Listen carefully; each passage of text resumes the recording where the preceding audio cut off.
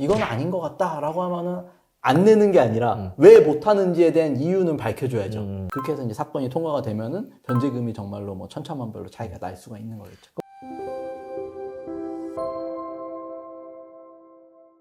안녕하세요. 젠틀한 싸움닭의 유익성 변호사 김은찬 변호사입니다. 오늘 보존 권고, 보존 명령 등에 대해서 대응하는 방법에 대해서 한번 이야기를 해볼까 해요. 개인회생 처음 접하시는 분들, 보존 권고가 뭔데 그렇게 얘네들이 중요성을 강조하는 거야? 이게 궁금하실 것 같거든요. 개인회생의 한 90%라고 보면 되겠죠. 90%다. 보존 권고에 대한 대응. 네. 법원에서는 어쨌든 채무를 깎아주는 거잖아요. 갚을 수 있는 만큼만 갚고 나머지는 안 갚아도 돼 라고 하는 건데, 근데 이 사람이 왜 채무가 이렇게까지 늘었는지, 돈은 어떤 목적으로 빌려서 어떻게 썼는지, 재산들은 뭘 갖고 있는지 등등이 계속 궁금할 거 아니에요. 그렇죠? 그냥 저 돈 못 갚겠습니다 라고 해서 오케이 깎아줄게 이렇게 할 수는 없는 거니까. 그렇죠.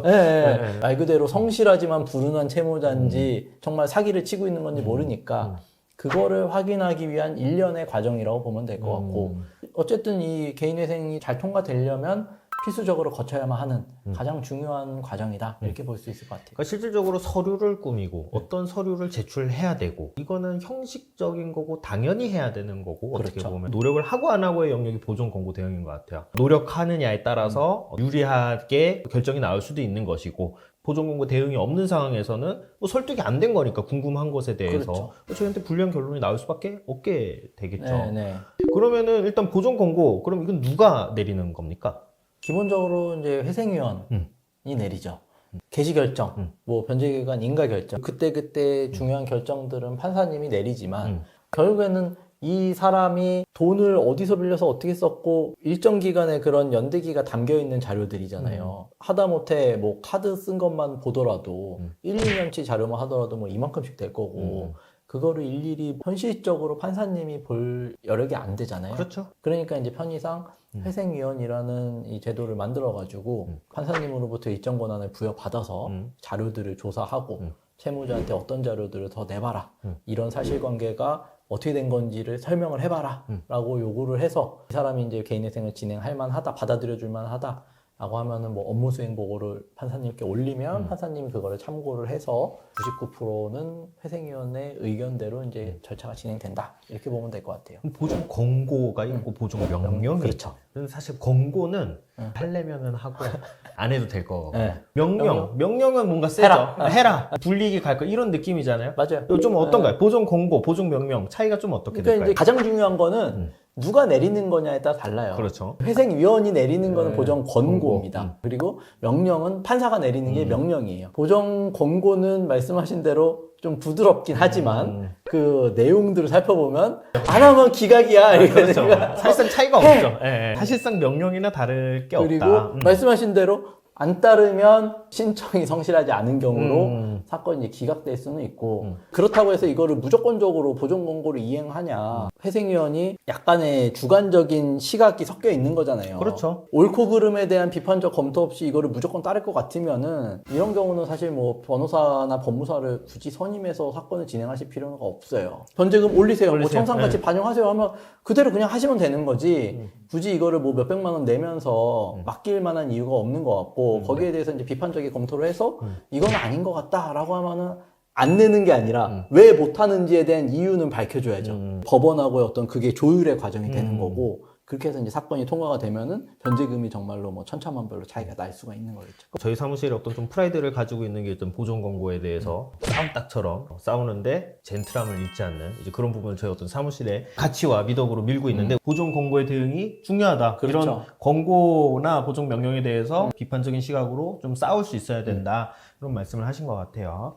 대표적으로 뭐 최근에도 이제 크게 좀 법원이랑 싸웠던 것 중에 자녀분을 직원으로 고용해가지고 그거에 대해서 이제 급여를 준 거예요. 근로자에 대한 급여는 사실은 비면책 채권이고 우선 변제권이 있는 재단 채권이잖아요. 그래서 이거는 정당한 급여 지급이다라고 하는데 법원에서는 회생위원이 이거는 자녀한테 돈을 준 거니까 편파변제 아니냐, 다청산가치 반영해라 라고 해서 그걸로 이제 자녀가 아니라 제3자를 여기다가 고용을 해서 썼었으면 아무 문제가 없었을 건데, 자녀라는 이유만으로 우리가 세금 신고 내역도 다 있고 하는데 이걸 잡으라고 하는 게 맞겠냐, 부당한 거 아니냐라고 해서 이제 다퉈서 받아들여진 케이스가 있는데, 결국에는 그런 확정된 사실관계를 놓고 어떤 관점에서 바라보느냐에 따라서 이게 평가가 달라질 수 있으니까 그런 부분들 다투는 건데 저희는 이러이러한 사정이 있었던 것이고 이러이러한 부분들에 대해서 이런 자료가 있습니다. 그렇기 때문에 요거는 청산가치 포함되면 안 됩니다. 이런 주장을 하는 걸 이제 보존 권고에 대응을 하는 그런 그렇죠. 단계라고 보면 될 것 같네요. 또 다른 예를 하나 들자면 뭐 이제 이런 거예요. 카드에 무슨 리조트 뭐 50만 원, 100만 원. 그러니까 이제 회생위원 의심스럽죠. 놀러 갔네. 이거는 놀러 갔죠. 사치 아니야. 네. 그래가지고 청산가치 잡어 했는데 이분이 뭐 개인 사업자였고 행사 겸 영업 활동이었단 말이에요. 그러면은 아닙니다. 이거는 영업 활동이었고 필수적으로 붙어야 되는 행사였고 여기서 영업을 해야 내가 살아남을 수 있습니다. 라는 거 뒷받침하면은 당연히 그것도 청산가치 빠지는 거죠. 그거 뒷받침을 어떻게 하게 되나요? 그러니까 뭐 관련 자료들이 또 사진들? 있을 거잖아요. 뭐 사진들도 있을 거고 뭐 어떤 단체에서 간 거라고 한다면은 그거에 대한 공문이라든지 뭐 일정 같은 것들이 나와 있는 것도 있을 거고 그런 자료도 취합해서 내는 거죠. 네. 사실 보정에 대해서 의뢰인이 대응을 해줘야 되는 부분이 있고 그거에 대한 법률적인 판단, 논리의 구성은 변호사들이 하는 영역이라서 이 둘의 어떤 합이 굉장히 좀 중요할 것 같아요. 그래서 저희와 좀 좋은 합을 좀 한번 맞춰보시고자 하시는 분들이 있다라면은 저희에게 언제든 편하게 문의 주시고요. 친절하게 답변 드리도록 하겠습니다. 감사합니다.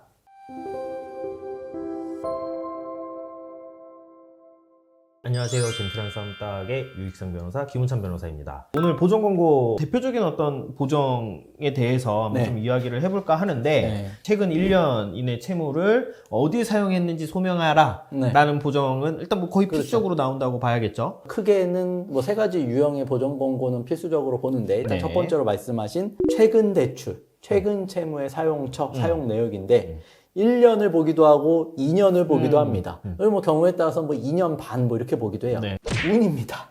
복불복입니다. 1번, 5번, 뭐 7번 채권은 뭐 최근 1년 내에 발생한 건데 이 돈을 어디다 썼는지를 밝혀라. 그리고 뭐 못 밝히는 경우 청산가치 반영하라. 이런 게 일반적이에요. 그래서 예를 들어서 한 1년 전에 하나은행에서 5천만 원을 받았다. 그러면 그 5천만 원을 입금받은 내역이 채무자의 통장에 찍혀 있을 거고 5천만 원이 들어와서부터 순차적으로 이 5천만 원이 쫙 감소할 때까지 돈이 어디로 나갔는지는 다 나올 거 아니에요.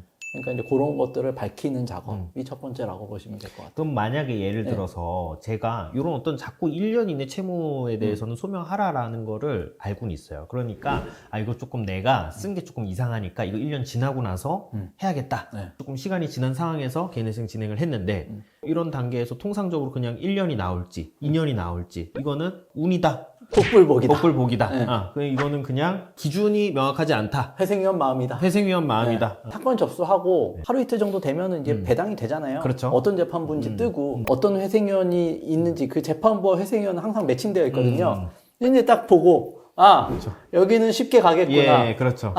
여기는 큰일 났다. 그러니까 사실은 잘못된 거기는 한데 어떤 회생위원님 배정이 됐어요라고 하면 뭐 축하드려요 이런 게 있어요. 그 카페 같은 데 맞아요. 있어요. 가보면은 네. 채무자분들 사이에서도 그런 이제 정보가 어느 정도 이제 퍼져 있는 것인데 이게 뭐 사실은 정당한 것인가에 대해서는 좀 강한 의구심이 뭐 있기는 그렇죠. 합니다. 이 정도로만 하시고 넘어가실까요? 네, 뭐 그렇죠. 예. 네. 그다음에 이제 또 뭐 보정이 잘 나오는 거 카드 내역 네. 일단 있겠죠. 이건 좀 구체적으로 어떻게 그렇죠. 나오게 될까요? 그러니까 이제 뭐 신용카드 대부분 많이들 쓰시니까 최근 채무 사용 내역 중 뭐 카드 대금 500만 원 결제 이러면 그 500만 원 빠져나간 내역만 있고 그 500만 원이 또 그러면 카드에서 구체적으로 어디에 쓰였는지는 없단 말이에요. 그러니까 이제 그 500만 원이 말 그대로 뭐 카드깡을 해서 500만 원 다시 해서 내가 현금으로 그냥 빼돌린 걸 수도 있으니까 거기에서 이제 다시 한번 크로스 체크하는 의미도 있겠죠. 그래서 그 500만 원이 어디에 쓰였는지를 보는데 이것도 운입니다. 1년 보기도 하고 2년 보기도 하고 그리고 최근 1년 내에 뭐 카드 사용 내역을 소명해라라고 하는데 일주일 전에 뭐 CU에서 2,000원 긁은 거 무산 건지 뭐 껌산 건지 뭔지 모르잖아요. 그렇죠. 그거를 일일이 다 소명하게 하는 것도 말이 안 되니까 법원에서도 얼마 이상 쓴 거에 대해서만 밝혀봐라 이거든요. 근데 그게 얼마 기준이 정도일까요? 네. 30, 50, 100 네, 30, 어떤 50, 걸까요? 그것도 회생위원 마음입니다. 모든 것은 회생위원님의 마음이다. 어느 회생위원 걸리느냐에 따라서 조금 여유 있게 봐준다 그러면은 100만 원 이상 쓴 거에 대해서만 밝혀봐라 라기도 하고 진짜 깐깐하고 빡빡하게 본다라고 하면은 30만 원 이상씩에 대해서 어디다가 쓴 건지 다 밝혀봐라. 그러면은 사실 이제 뭐 마지막으로 또 보정이 잘 나오는 거 계좌 거래 내역이 네. 있을 것 같은데 뭐 계좌 거래 내역도 일정 금액 이상은 소명을 해라라고 나올 것 그렇죠. 같은데요. 네. 그 일정 금액이라고 하면 운인가요? 똑같습니다. 카드랑. 카드랑 동일하다? 카드랑 똑같고. 예. 뭐 예를 들어서 100만 원 나갔는데 카드 대금으로 나갔다. 그럼 카드 대금 이렇게 밝히면 끝이겠죠. 왜냐하면 카드에서 다시 소명을 할 테니까. 그리고 뭐 대출금 변제 이런 건 대출금 변제로 그냥 끝인데 계좌에서는 이제 가장 문제되는 게 뭐냐면 개인한테 이제 돈이 이체되거나 아니면 ATM에서 돈 뽑은 거 요게 이제 제일 문제가 될 것 같아요.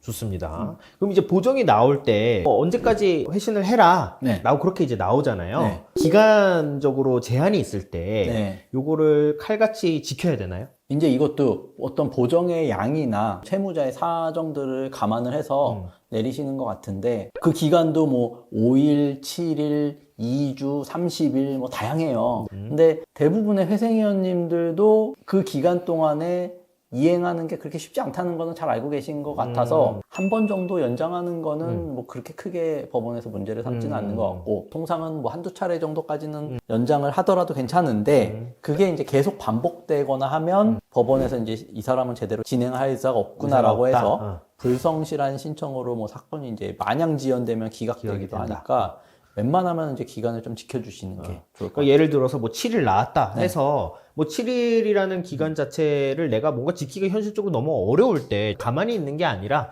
지금 이러이러한 사정이 좀 있으니까 이거 조금 연기 좀 해주세요 라고 하는 게 중요하겠네요. 그때까지 못 하실 것 같으면 반드시 말을 해주셔야 돼요, 통보를. 그래야 법원에 연기 신청을 할 거고, 저희도 이제 작성해서 제출해야 되는 시간들이 또 있으니까, 그걸 감안해서 저희가 일정을 조율할 수 있으니까, 한 번 연장을 하셨으면, 그 다음번에는 꼭 그 기간을 이제 지킬 수 있게끔 해주시는 게 중요할 것 같아요. 오늘은 보정 공고, 보정 명령 등에 대해서 한번 좀 종합적으로 이야기를 해보는 시간을 가졌고요. 관련해서 궁금하신 점이 있으면 댓글이나 저희 사무실 전화로 연락 주시면 언제든 친절하게 답변 드리도록 하겠습니다. 감사합니다.